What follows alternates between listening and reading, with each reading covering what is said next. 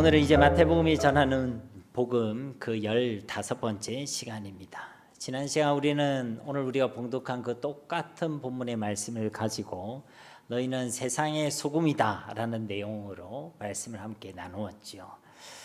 이 말씀은 우리로 하여금 지금은 소금이 아니니까 이제 좀 소금이 될 수 있도록 정말 최선의 노력을 다해라, 이런 말씀이 아니라라고 말씀드렸죠.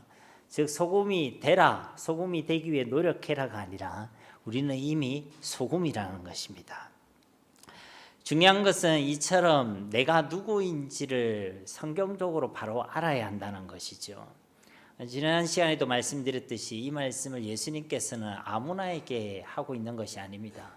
예수님을 따라서 그 산 위에 올라와 있는 제자들에게 이 말씀을 하고 계신다는 것이죠. 즉 예수님을 주로 믿어서 예수님을 통해서 이제 하나님의 자녀가 된 저와 여러분들에게 주시는 말씀이라는 것입니다. 근데 그 제자들에게 예수님께서는 가장 먼저 네가 누구인지를 알아라, 성경적인 정체성을 바로 가질 것을 말씀하고 있다는 것이죠. 이는 우리가 누구인지를 바로 알 때, 우리에게 주시는 그 성경적인 정체성을 우리가 바로 알 때에 우리의 삶의 방향과 목적과 내용이 분명해지기 때문에 그런 것입니다. 우리가 어떤 존재인지를 알아야지만, 내가 누구인지를 알아야지만 우리 삶의 내용도 목적도 방향도 분명해진다는 것입니다. 정체성이 엉터리면 우리의 삶도 엉터리가 된다는 것이죠. 우리가 누구인지를 모르면 우리가 엉터리를 구하고 엉터리로 살아가게 된다는 것입니다. 분명히 남성인데 자기가 자꾸만 여성이라고 생각하면 어떻게 될까요? 삶의 내용과 목적이 엉터리가 되는 것이죠. 제가 좋아하는 축구 선수가 한 명이 있었는데 오늘 이 축구 선수가요, 축구는 안 하고 계속 골프만 치고 다니는 선수가 있었습니다. 혹시 여러분이 알고 있는 사람일지 모르겠지만, 그렇죠. 축구 선수인데 내가 자꾸만 골프 선수라고 생각한다든지 야구 선수라고 생각한다든지, 그럼 그 삶의 목적과 내용이 바로 되겠습니까? 그렇지 않지요. 엉터리가 되는 것입니다. 그러나 우리가 하나님의 자녀라면, 또 이제 예수님을 주로 고백해서 예수님을 따라가겠다고 우리가 서원한 사람들이라면, 그런 제자라면 우리는요, 가장 먼저 내가 누구인지를 바로 알아야 한다는 것이요, 성경적인 정체성을 가져야 한다는 것입니다. 그래야 엉터리로 살아가지 않는다는 것이죠. 그래야 하나님 주신 사명으로, 하나님 주시는 목적으로 살아가게 된다는 것입니다. 내가 누구인지를 모르면 사명으로 살아가지 않습니다. 우리가 아는 유명한 책의 제목도 있지 않습니까? 목적이 이끄는 삶. 하나님이 주시는 목적으로 살아가지 못합니다. 정체성이 바르지 않으면. 내가 누구인지를 모르면요, 그냥 세상이 가는 대로 따라 살아가게 됩니다. 그냥 살아가죠. 내 욕심대로, 내 목적대로, 내 정욕대로 살아가게 된다는 것입니다. 그러나 내가 누구인지를 바로 알면요, 삶의 목적도 내용도 분명해지고 바르게 된다는 것이죠. 그러니 오늘도 우리에게 주신 말씀을 통해 내가 누구인지를 분명히 아는 성경적인 정체성을 가지게 되시기를 우리 주 예수님의 이름으로 축복합니다. 그래서 예수님은 이 마태복음 5장 산상수훈을 시작하면서 처음부터 내가 누구인지를 알아라 라고 말씀하고 있는 것이죠. 그래서 처음 팔복을 통해서 네가 복 있는 사람이다. 그리고 지난 시간 13절 말씀을 통해서는 너는 세상의 소금이다 라고 말씀해 주셨고, 오늘은 이제 14절과 16절 말씀을 통해서 예수님께서 우리에게 뭐라고 말씀하시냐면 너는 세상의 빛이다 라고 말씀하고 있는 것입니다. 여러분 14절 말씀 함께 우리 한번 봉독해 보겠습니다. 너희는 세상의 빛이라, 산 위에 있는 동네가 숨겨지지 못할 것이요. 아멘. 여기에 우리에게 분명한 정체성을 알려주고 있죠. 너희는 세상의 빛이다 라고 말씀하고 있는 것입니다. 지난 시간에도 말씀드렸지만 앞에 13절에서 말하는 세상과 여기 14절에서 말하고 있는 세상은 다른 히브리어가 사용되었다라고 말씀드렸죠. 앞에 세상은 헬라어가 사용되는데 앞에 13절은 게라는 단어가 사용되어졌습니다. 그러니까 땅이라는 의미를 가지고 있죠. 세상의 소금이다 하지만 정확히 말하면 땅의 소금이다라고 말씀하셨다는 것입니다. 근데 이 14절에서는 코스모스라는 헬라어를 사용하고 있죠. 말대로 우리가 알고 있는 세상, 온 땅, 온 세계를 이야기하는 것입니다. 온 세상에 바로 빛이다라고 말씀하고 있는 것이죠. 이것은 정말로 놀라운 선언인 것입니다. 세상에 그 어떤 빛이 있어서 이 온 세상을 비출 수 있는 빛이 있겠습니까? 그런데요, 저와 여러분을 이 온 세상의 빛으로 불러주셨다는 것입니다. 이런 놀라운 존재로 불러주셨다는 것이죠. 물론 우리는요, 처음부터 빛이었던 존재는 아닙니다. 에베소서 5장 8절 말씀에 보면요, 너희가 전에는 어둠이었더니 이제는 주 안에서 빛이라, 빛의 자녀들처럼 행하라 라고 말씀하고 있습니다. 전에는 우리가 무엇이었다고요? 어둠이었다는 거예요. 우리는 원래 어둠이었다는 것입니다. 어둠 가운데 살아가던 자들이었고, 우리의 생각도 어둠이었습니다. 우리의 마음에도요, 어둠이 가득했죠. 우리의 삶의 걸음 속에서도요, 어둠이 가득했습니다. 그리고 우리는요, 너무 어둡게 살았죠. 영적으로도 소경이었습니다. 그래서 하나님을 알지 못했습니다. 무엇을 위해 살아가야 하는지, 어떻게 살아가야 하는지 전혀 알지 못했죠. 그야말로 깜깜했다는 것입니다.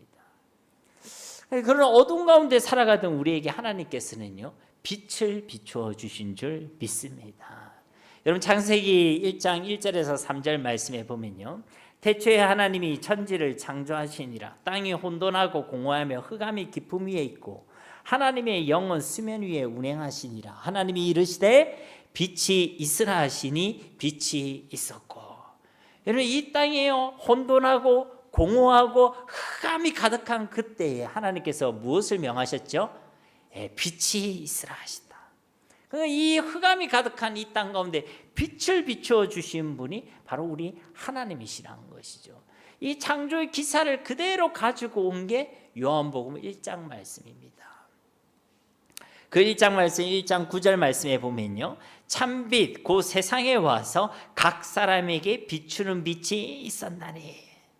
이 땅은 앞서 우리 마태복음 4장에도 살펴보았지만 사망 가운데, 흑암 가운데 가득했지 않습니까?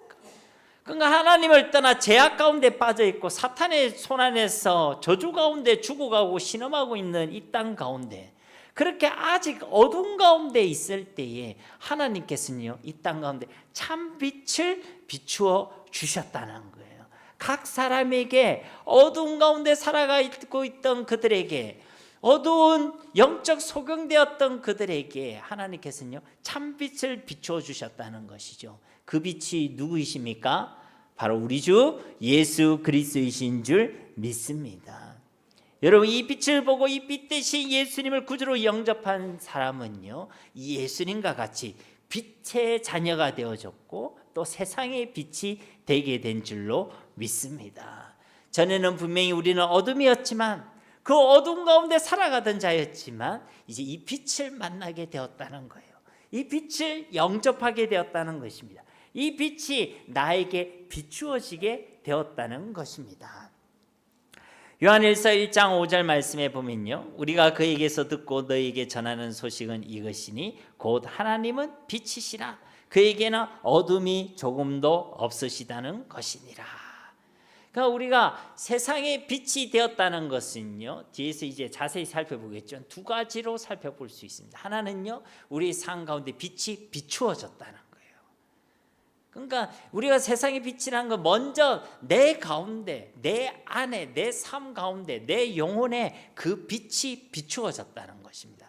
두 번째는요, 그 빛을 소유하게 되었다는 거예요. 근데 그 빛이 누구라고요? 하나님, 우리 주 예수님이시라는 것입니다. 요한복음 8장 12절 말씀에도 예수께서 또 말씀하여 이르시되 나는 세상의 빛이니 나를 따르는 자는 어둠에 다니지 아니하고 생명의 빛을 얻으리라. 그러니까 예수님이 뭐라고 얘기했습니까? 나는 세상의 빛이다. 오늘 말씀에는 예수님이 뭐라고 하죠? 너희가 세상의 빛이다. 이건 둘 중에 어느 게 맞습니까? 네? 1번 예수님이 내가 빛이다는 말이 맞다. 2번 너희가 세상의 빛이다는 말이 맞다. 1번, 2번 어느 게 맞습니까? 이럴 때 여러분은 3번이라고 얘기해요. 3번. 3번이 뭐예요? 아, 그렇죠. 둘 다 맞죠. 그러니까 우리가 세상의 빛이다라는 그 말은요, 우리가 예수님을 따라가고 예수님을 드러내고 예수님과 같이 되는 것을 의미하는 줄 믿습니다. 여러분, 우리에게 최고의 축복은요, 우리가 일확천금을 얻는 것이 아닙니다. 우리가 예수님을 알게 되는 것이고 예수님을 닮아가게 되는 것이고 예수님을 따르게 되는 일인 줄로 믿습니다.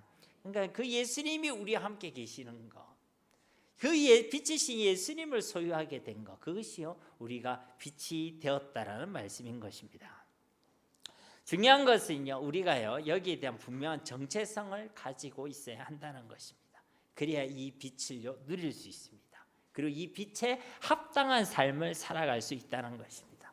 앞서 말했듯이 우리가 세상의 빛이 되었다는 것은요, 어떤 의무와 사명 이전에 우리 가운데 빛이 비추어졌다는 것을 의미합니다. 세상의 빛이다 했을 때 저는 어릴 때 내가 빛으로 살아가야 되는갑다, 이런 사명과 의무를 먼저 떠올렸다는 것이죠. 그런데요, 그 사명과 의무 이전에요, 그 빛이 우리 가운데 비추어졌다는 것입니다. 굳이 말하면요, 우리가 먼저 이 빛을 받았고 이 빛을 누리는 자가 되었다는 것입니다. 그 말은 우리는 이제 더 이상 어두운 가운데 살아갈 필요가 없다는 것입니다. 우리가 예수를 믿는 그 순간 우리의 삶 가운데요, 예수님이란 그 빛이 비추어졌다는 것입니다. 여러분, 우리의 삶 가운데 어둠이 있었어요, 없었어요? 있죠. 우리의 생각 가운데 어둠이 있었죠. 우리의 마음 가운데 어둠이 있었습니다. 그것이 어떤 고통이 되었던, 상처가 되었던, 실수가 되었던, 죄악이 되었던, 실패가 되었던요, 우리 삶 가운데 그 어둠이 있었다는 거예요. 그런데 내가 예수님을 믿었다는 것은, 빛 대신 예수님을 영접했다는 것은 그 어둠 가운데 그 빛이 비추어졌다는 것입니다. 여러분, 그러면요 우리는요 그 빛을 누리는 자가 되어야 한다는 것이죠. 계속 어둠 가운데 묶여 있는 것은요 건강한 신앙이 아닙니다. 과거의 실패에 계속 묶여 있고, 과거의 아픔에 계속 묶여 있고, 과거의 제약에 계속 묶여 있고, 과거의 상처에 계속 묶여 있는 것은요 우리가 세상의 빛으로 살아가는 삶이 아니란 것이죠. 여러분, 우리는요 그 어둠 가운데서 빛으로 나온 자들인 줄 믿습니다. 여러분, 그러니까 이 빛을 누리시기 바랍니다. 여러분, 우리가 가지고 있는 그 빛은요 시원찮은 빛이 아니에요. 예수 그리스도의 빛인 줄 믿습니다. 예수님을 영접하는 그 순간 우리는요 그 빛이 비추음을 받게 되었고, 빛이 되었고, 빛을 소유하게 된 줄로 믿습니다. 그러므로 우리가 세상의 빛이라는 것은요 그 빛을 먼저 밖으로가 아니라 우리 안을 비추라는 것입니다. 그 빛을 먼저 누리라는 거예요. 세상은 환하게 비춰야 된다는 것은 잘 알고 있죠. 그런데 정작 우리는 계속 어두운 가운데 살아간다, 우리의 삶에는 그 빛이 없다, 그것은요 건강한 신앙이 아닙니다. 내 가운데 그 빛이 비추어져야지, 내가 그 빛을 누려야지 우리 역시도 그 빛을 비추는 온전한 삶을 살아내게 되는 줄로 믿습니다. 아니, 내 삶이 깜깜한데 세상을 밝게 하려니 얼마나 힘들겠어요. 내 삶에 여전히 어둠이 가득한데 그 빛을 다른 사람에게 비추어서 세상을 밝게 만들려고 하니 얼마나 힘들겠습니까? 그건요 될 수 없는 거예요. 한계가 있는 것입니다. 여러분, 잊지 마시기 바랍니다. 우리는 세상의 빛인 줄 믿습니다. 그 빛이요 우리 삶에 먼저 비춰야 한다는 것이죠. 내 안에 있는 모든 어둠이 물러가게 되기를 예수님의 이름으로 축복합니다. 내가 가지고 있는 모든 염려와 걱정도, 내가 가지고 있는 모든 아픔과 상처도, 내가 가지고 있는 그 모든 불안과 두려움들 속에 예수 그리스도의 빛이 비추어져야 한다는 것입니다.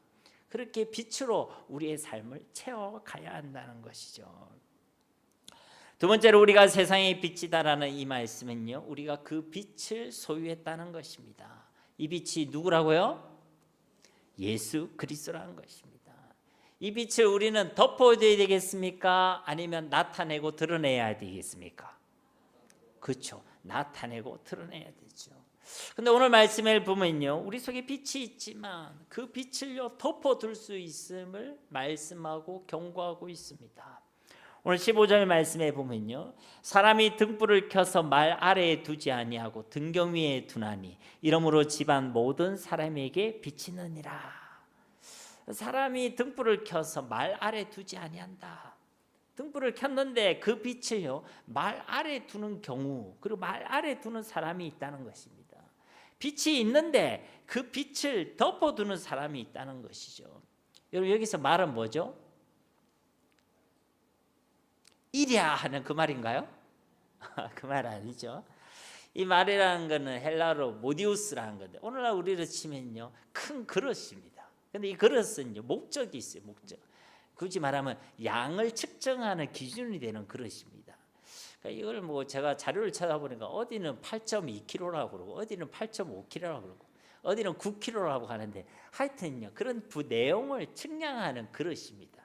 우리나라 말에도 말이라는 단위가 있죠. 한 말이 몇 대입니까? 10대죠. 10대는 우리 부피로 보면 18리터가 된다고 하더라고요. 그런 말과 같은 말이라는 것이죠. 그러니까 여러분이 생각할 땐 큰 그릇이다라고 생각하면 됩니다. 당시에 불을 킨다는 것이 오늘날처럼 쉬운 일이 아닙니다. 불을 이렇게 쉽게 구할 수 있는 시대가 아니죠. 그래서 불을 켜고 나서 그 불을 굉장히 아꼈습니다. 근데 이제 저녁에 외출할 때가 있을 수 있겠죠. 그러면요 불을 끄지 않고 말로 이렇게 덮어두어졌습니다. 그래서 이제 집을 어둡게 한 것이고, 또 뱀이라든지 이런 동물들이 그것을 쳐서 화재가 발생하는 이런 것들을 막기 위해서 말로 덮어뒀다는 것이죠. 근데 이런 특별한 경우가 아니면요 결국 그 등잔을 말 아래 두지는 않았습니다. 빛을 일부러 덮어두고 가리지는 않았다는 것이죠. 여기서 우리가 주목할 것은요, 우리에게 빛이 있어도 그 빛을 말 아래에 두면요 그 빛이 드러나지 않는다는 사실입니다. 그래서 집안 모든 사람에게 빛을 비추게 하기 위해서는 그 등불을 어디에 둬야 됩니까? 등경 위에 두어야 되는 것입니다.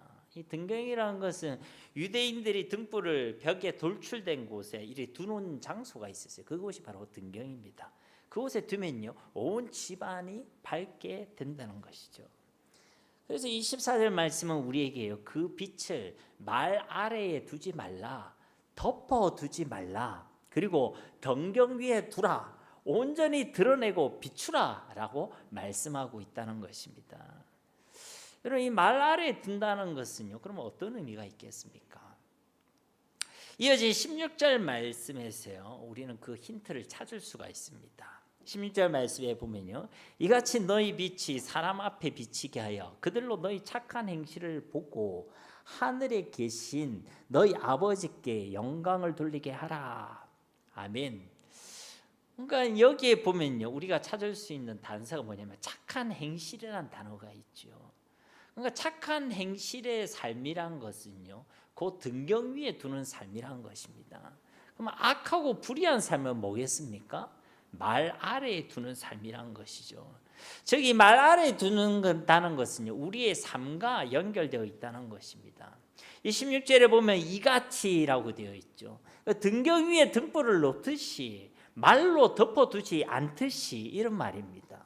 너희 빛이 사람 앞에 비치게 하여, 비추게 하라는 것이죠. 덮어두지 말라는 것입니다. 그러면 어떻게 드러나라는 것입니까? 그들로 너희 착한 행실을 보고 우리의 삶으로 그 빛을 드러내라는 것입니다. 여러분, 착한 행실이라는 것은요 말 그대로 착하고 의로운 삶을 의미하는 것이죠. 단순히 어떤 윤리 도덕 규범이 아니라 하나님 보시기에 의로운 삶을 살아내는 것을 의미하는 것입니다. 말씀을 기준으로 믿음으로 살아가는 삶을 의미하는 것이죠. 그 삶이야말로 그 빛을 등경 위에 두는 삶이라 할 수 있다는 것입니다. 그런데 말 아래에 두는 삶이란 것은 반대겠죠. 반대로 전혀 착하지 않는 삶을 얘기하는 것입니다.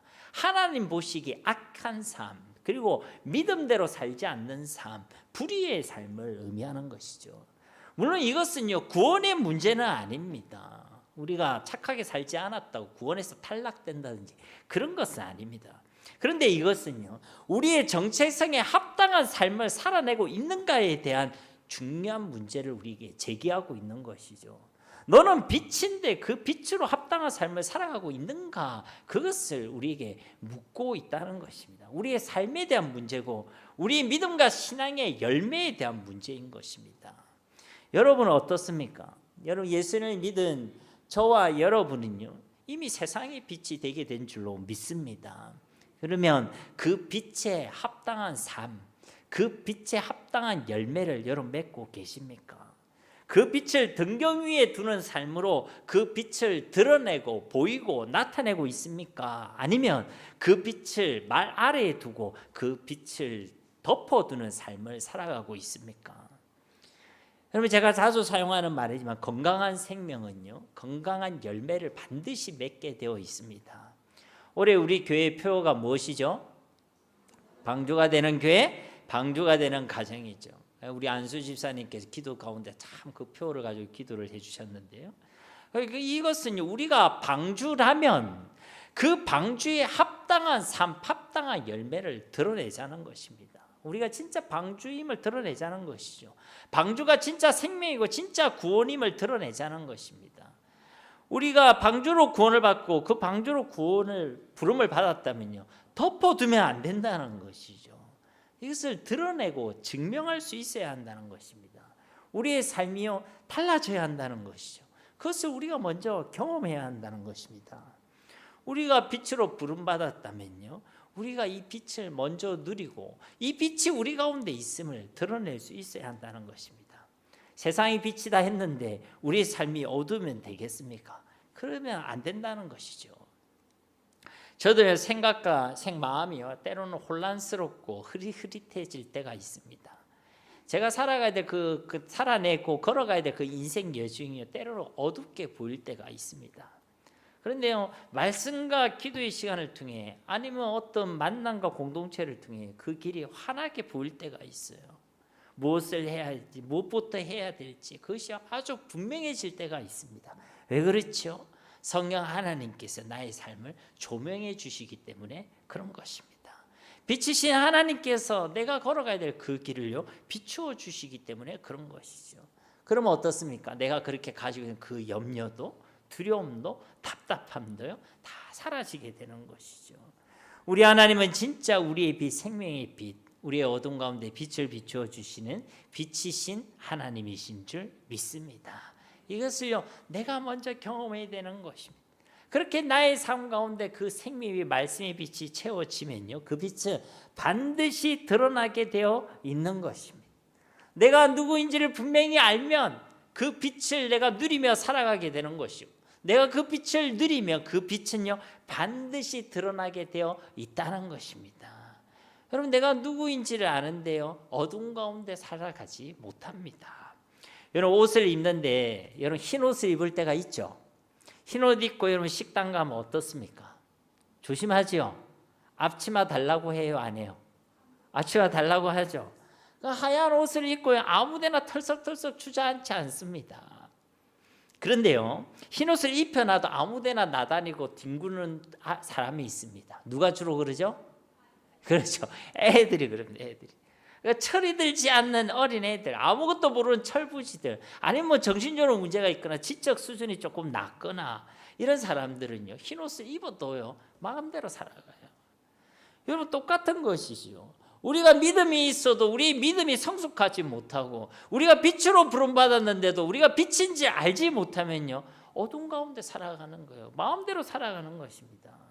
여러분 신앙은요 빛이 되려고 하는 삶이 아닙니다. 우리가 빛임을 분명히 아는 것이 신앙이고 믿음인 줄 믿습니다.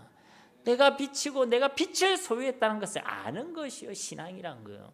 종교는 뭐죠? 내가 빛이 되려고 하는 거예요. 노력하는 겁니다. 열심을 다하는 것입니다. 그러나 복음은 무엇입니까? 내가 누구인지 아는 것에서 시작하는 거예요. 내가 빛인 것을 아니까 빛으로 살아갈 수밖에 없는 거예요. 못 믿겠어요. 여러분 흰옷 입고 나가보시라니까요. 여러분의 행동과 삶이 이전과 똑같지 않습니다. 남자들은 군복 딱 입혀놓으면 아무데나 앉아요. 아무데나 누워있고. 여러분 우리가 누구인지를 정확히 알면요 우리의 삶도 엉터리가 되지 않습니다. 그래서 오늘 이 말씀 우리에게 너희는 세상의 빛이다라고 말씀하고 계시는 것이죠. 빛이 아닌데 자꾸만 빛으로 살아가라는 것은요 너무나도 부담스럽고 불가능한 말이죠. 그래서 정체성이 분명하지 않는 사람은요 너희는 세상의 빛이다라고 하면 첫 반응이 뭐냐면 부담을 느낍니다. 내가 빛이란 걸 잘 모르니까 내가 세상의 빛이다라고 하면 자꾸만 이 말을 빛으로 살아가라는 말로 듣는 것이에요. 빛이 되라고 지금 종용하는 말로 들린다는 것이죠. 그런 사람은 이 말씀을 들으면 일단 부담부터 느낍니다. 아니면요, 나랑 상관없는 말씀으로 받아요. 아니면 내가 장차 어떻게든 이루어야 될 어떤 수준에 대한 말씀으로 이해하게 됩니다. 이것은요, 말씀을 지금 오해하는 거예요. 그러나 자신이 빛임을 아는 사람은 어떻습니까? 감사하죠. 자격 없는 나를 빛으로 불러주시고 빛으로 삼아주셨으니까 네가 세상의 빛이다라는 말에 감사하게 되는 것입니다. 기뻐하게 되는 것이죠. 전혀 부담을 느끼지 않는다는 것입니다. 예를 들어 저희 아들, 큰아들 이름이 무엇이죠? 다윗입니다. 근데 다윗 보고 너는 박정진의 아들이니 아빠 박정진의 아들로 살아가라. 여러분, 이것이 부담스러운 말입니까? 여러분, 이것이 어려운 말입니까? 전혀 그렇지 않죠. 그냥 저를 향해 아빠라고 부르면 되는 겁니다.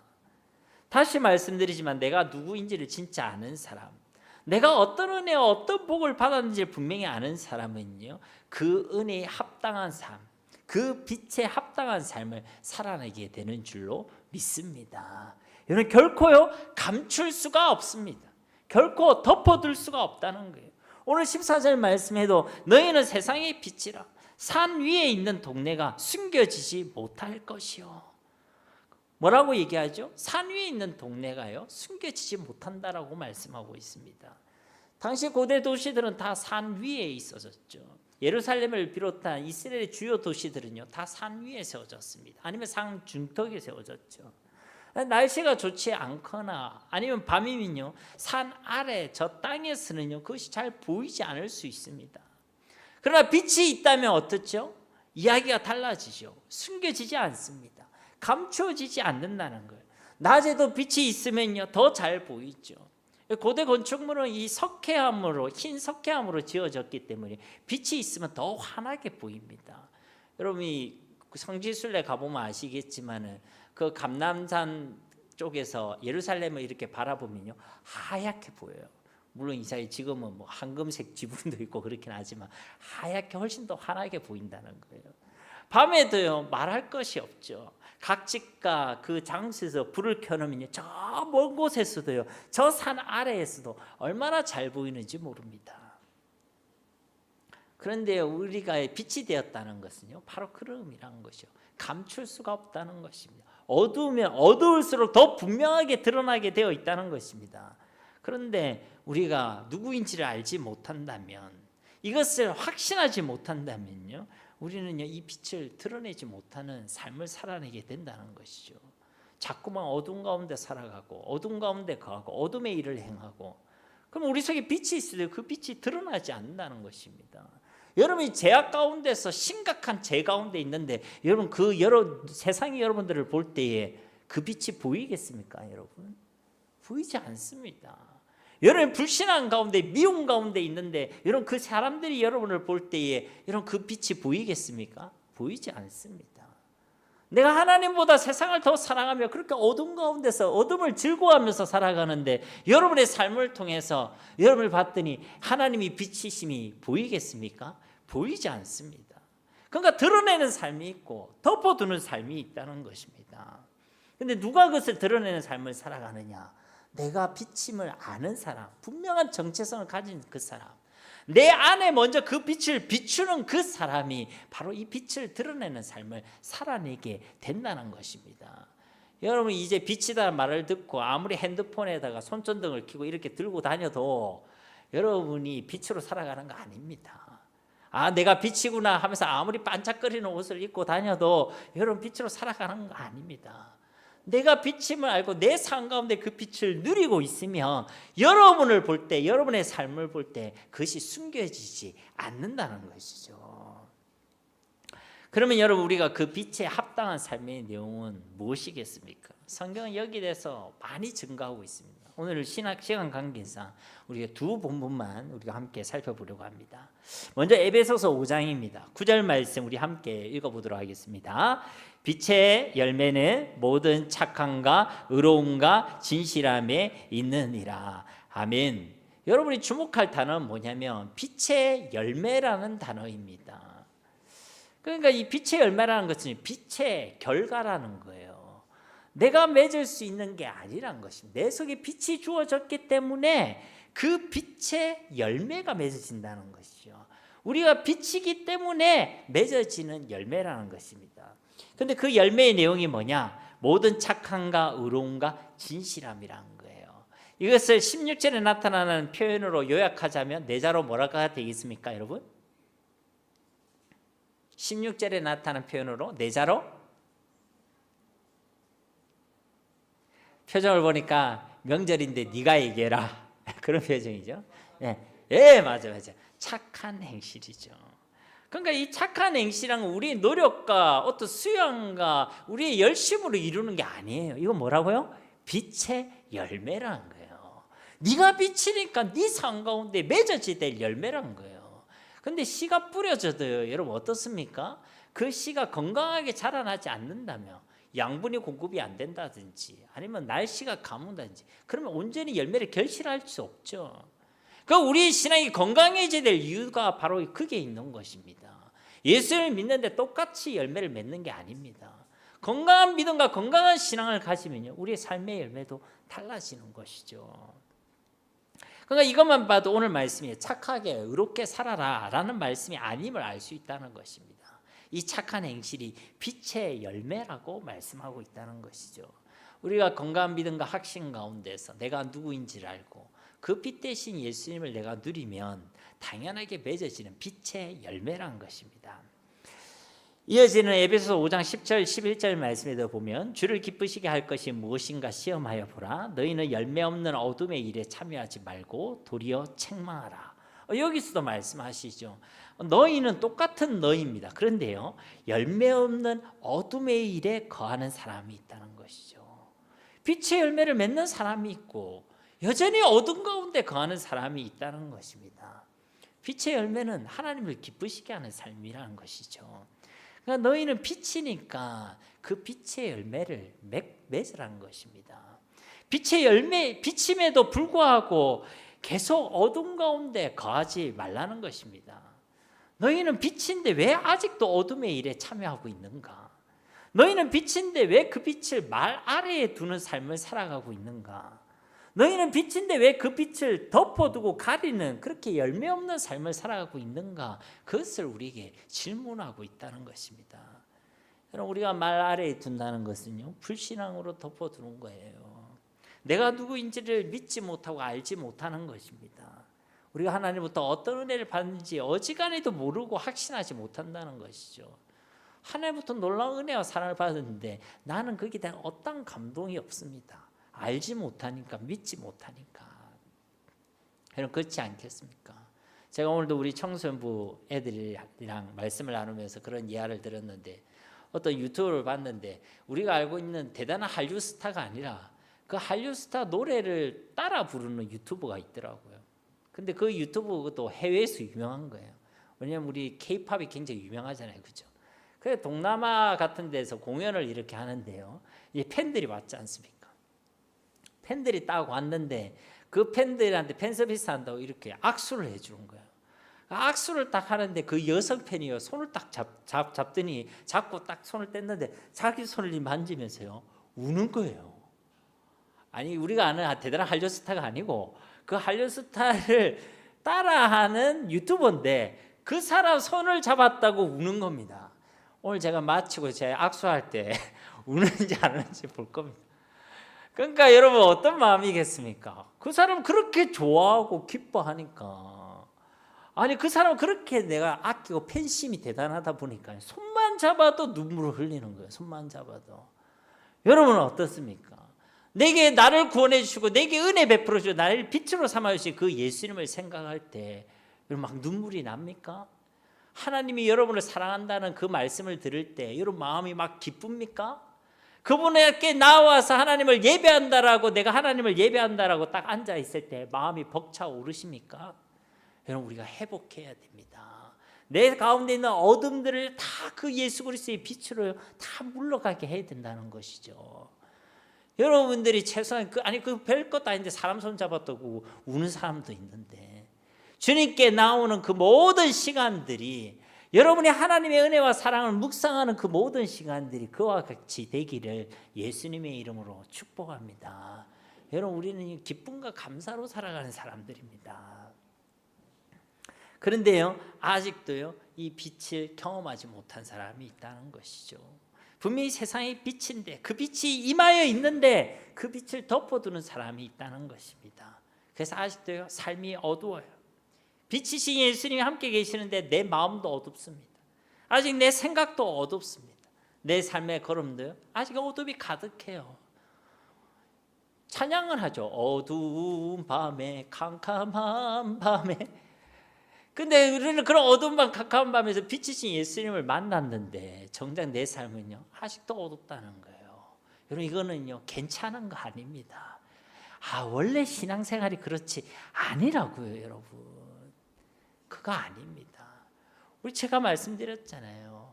성경이 증거하고 있지 않습니까? 이 빛의 내용은요, 예수 그리스도인 줄 믿습니다. 시원찮은 빛이 아니에요. 그냥 바람에, 살짝 부는 바람에도 흔들리고 꺼져버리는 성냥불이 아닙니다, 여러분. 온 세상을 비추고 온 세상을 능히 구원할 수 있는, 우리의 어떤 어두움과 어떤 상처, 어떤 아픔도 능히 비출 수 있는 바로 예수 그리스도의 빛인 줄로 믿습니다. 그러니 자꾸만 이게 원래 그렇다, 안 된다 하지 마시고 예수를 믿고 예수님 안에서 여러분 빛의 비춤을 받게 되시기를 주님의 이름으로 축복합니다.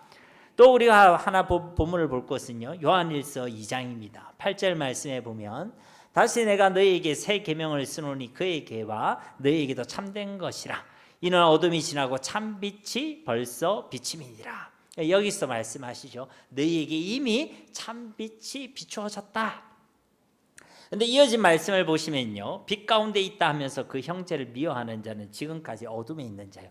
지금까지도 어둠에 있는 자가 있다는 거예요. 참빛이 이미 비추어졌는데도 지금까지도 여전히 어둠 가운데 가는 자들이 있다는 것입니다. 여러분, 구원에 대한 이야기가 아니라고 얘기했어요, 그죠? 참빛 가운데 있는데 어떤 사람입니까? 여전히 미움 가운데 있는 자는 지금 어둠에 있다. 그 빛을 덮어두고 있다는 것입니다. 10절 말씀에도 그의 형제를 사랑하는 자는 빛 가운데 거하여 자기 속에 거리낌이 없으나 그의 형제를 미워하는 자는 어둠에 있고 또 어둠에 행하며 갈 곳을 알지 못하나니 이는 그 어둠이 그의 눈을 멀게 하였음이니라. 11절에 보면 어둠에 있고 또 어둠에 행하고 갈 곳을 알지 못하고 그 어둠이 그의 눈을 멀게 하였으며, 다 어둠에 대한 이야기죠. 누가요? 미워하는 자. 그렇지만 여러분, 여기서는 미움을 얘기했지만요, 이건 미움만을 얘기하는 것이 아닙니다. 불신앙도 똑같은 것이죠. 우리가 믿지 못하고 있으면 여전히 어둠에 있고 어둠이 그의 눈을 멀게 하는 것입니다. 두려움, 불안, 염려, 걱정, 이런 부정적인 감정, 불신앙적인 감정도요, 다 똑같은 것입니다. 그것에 사로잡혀 있고 거기에 머물러 있는 것은요, 어두운 가운데 가는 것이죠. 우리도 사람이기 때문에 염려할 수 있습니다. 걱정할 수 있죠. 두려움에 있습니다. 그러나 그것에 사로잡히는 것은요, 어두운 가운데 있는 거예요.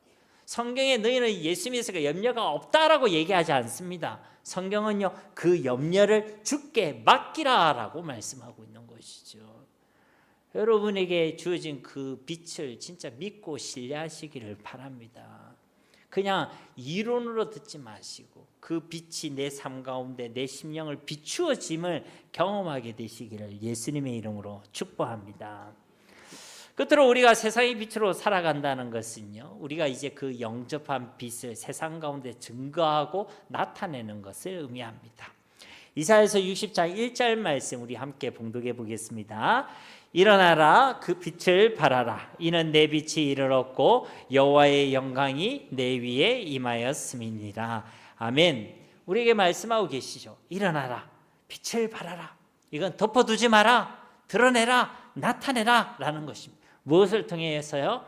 우리의 삶을 통해서, 우리의 입술의 말을 통해서 이 복음의 빛을 드러내라는 것입니다. 그 이유가 무엇입니까? 이는 왜냐하면 내 빛이 이르렀고 그 빛이 우리에게 이미 주어졌다는 것입니다. 그 빛을 가지기 위해 노력해라가 아니라 그 빛이 이미 우리 가운데 주어졌다는 것이죠. 그 빛이 우리에게 주어졌고 그 빛을 소유했고 그 빛이 되었으니 이제 일어나라는 것입니다. 이어진 2절과 3절 말씀에도 보면요, 보라 어둠이 땅을 덮을 것이며 캄캄함이 만민을 가리려니와 오직 여호와께서 내 위에 임하실 것이며 그의 영광이 내 위에 나타나리니 나라들은 내 빛으로 왕들은 비치는 내 광명으로 나오리라. 그러니까 우리가요 그 빛을 비추면요 세상이 그 빛을 보고 하나님께로 나오게 된다는 것입니다. 다시 말씀드리지만 이 빛은요 우리 주 예수 그리스도인 줄 믿습니다. 우리는 이 빛을 드러내는 사람들이죠. 나의 대단함과 나의 선함과 나의 의를 드러내는 사람들이 아닙니다. 예수님을 드러내는 것이죠. 누군가가 여러분을 봤을 때 당신을 보니까요 예수님이 보입니다. 이렇게 여러분에게 말을 한다면요 여러분 빛으로 살아가는 삶을 살아가고 있는 줄로 믿습니다. 그러니까 여러분을 봤는데 교회에서는 예수님이 보이는데 집에서는 마귀가 보여요. 그러면요 엉터리로 살아가고 있는 것입니다. 여러분이 교회에 있든 직장에 있든 가정에 있든 여러분을 통해 예수님이 보여야 할 줄로 믿습니다. 이제 말씀을 맺도록 하겠습니다. 우리 16절 말씀 우리 다시 한번 봉독해 보겠습니다. 이같이 너희 빛이 사람 앞에 비치게 하여 그들로 너희 착한 행실을 보고 하늘에 계신 너희 아버지께 영광을 돌리게 하라. 아멘. 하늘에 계신 너희 아버지께 영광을 돌리게 하라. 이것이 우리가 빛으로 살아가야 할 이유와 목적이 바로 여기에 있는 것입니다. 우리를 세상의 빛으로 불러주신 하나님의 목적이 바로 여기에 있다는 것이죠. 우리를 통해서 우리를 볼 때 우리의 삶과 우리 입술의 증언을 통해서요 그들이 하나님께 영광을 돌려드리는 것, 그것이 바로 하나님의 목적이고 우리의 목적이며 우리에게 맡기신 사명의 내용인 줄로 믿습니다. 그러니요 여러분 우리에게 허락하신 이 빛을요 먼저 누리시기를 바랍니다. 세상의 빛이란 것은요 그 빛이 먼저 우리에게 비추어졌다는 것입니다. 여전히 과거의 어둠에 현재의 어둠에 문득문득 우리를 찾아오는 우리 생각과 마음의 어둠에 사로잡히지 마시고 우리에게 빛이 주어져 있음을 기억하시고 우리의 삶을 그 빛으로 비추시기를 바랍니다. 우리가 그것을 알면요 우리는 그 빛에 합당한 삶을 살아내게 되는 것입니다. 삶이 달라지게 된다는 것이죠. 빛이신 예수님으로 충만하게 된다는 것입니다. 그러면요 숨겨지지 않습니다. 어디 있든지 어떤 상황이든지 우리가 비침을 우리는 드러내게 되는 줄로 믿습니다. 그렇게 우리가 빛을 드러내면 세상이, 나라가, 사람이 그 빛을 보고 하나님께로 나오게 된다는 것이죠. 이런 세상의 빛으로 살아가는, 또 이 세상의 비침을 우리가 알고 누리는 삶을 살아가는 우리 모두가 다 되시기를 예수님의 이름으로 간절히 축원드립니다. 우리 말씀을 기억하시면서 이 시간 함께 기도하기를 원합니다. 주님, 우리가 세상의 비침을 알기를 원합니다. 하나님, 분명한 정체성을 가지게 하시고 또 우리의 삶 가운데 모든 어둠 가운데 이 빛이 비추어져서 이 빛을 누리는 삶으로, 이 빛을 채우는 삶으로 살아가게 하여 주시옵소서. 그리고 이것을 감추는 삶이 아니라 드러내는 삶, 드러낼 수밖에 없는 삶을 살아가게 하셔서 세상을 비추게 하시고 세상이 하나님께 나와 하나님께 영광 돌리게 하는 그 일에 우리의 삶이 드려지게 하옵소서. 우리 합심으로 이 시간 기도하도록 하겠습니다.